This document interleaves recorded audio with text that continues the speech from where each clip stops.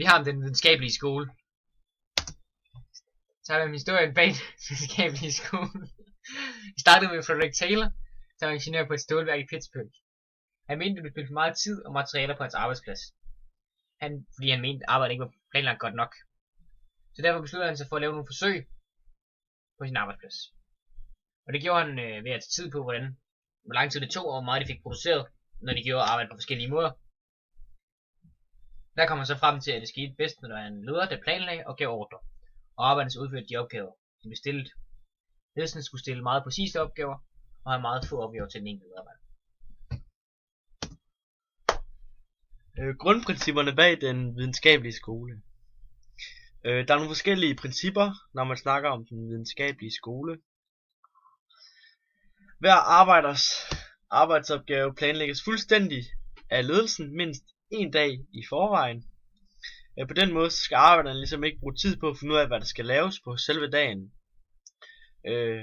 Så er der også hver arbejder modtager specifikke opgaver og skriftlige instruktioner, der er meget detaljerede og beskriver arbejdsopgaver og diverse hjælpemidler. Man gør det her, så arbejderne ved helt præcis, hvilke opgaver de skal lave og hvordan de skal laves. Så har vi nogle fordele med den videnskabelige skole for virksomhederne. Og det er, at virksomheden har al magten, og på den måde kan styre arbejderne fuldstændig. De kan stille klare og detaljerede arbejdsopgaver. Og det gør det meget simpelt for virksomheden, så de vil producere meget mere. Fordi det var det der kom frem til, at produktionen blev øget. Og derfor vil de kunne sælge meget mere og få et stort overskud. Så har vi jo også for medarbejderne. De vil blive belønnet ud fra kvaliteten af deres arbejde, og derfor vil de yde en ekstra indsats. Det vil også kunne resultere i en generelt højere løn, fordi de producerer så meget mere. Så har vi også nogle ulemper med den videnskabelige skole for virksomhederne. Umiddelbart vil de få en lavere trivsel på arbejdspladsen, fordi at folk ikke har tid til at snakke med hinanden, og ikke har tid til at holde pauser, og de er meget sådan arbejde.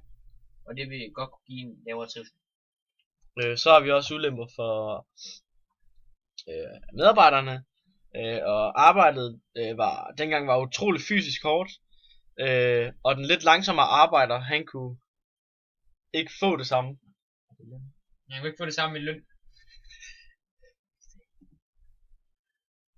Nå, hvordan kan man så stadig se den videnskabelige skoles påvirkning i dagens virksomhed?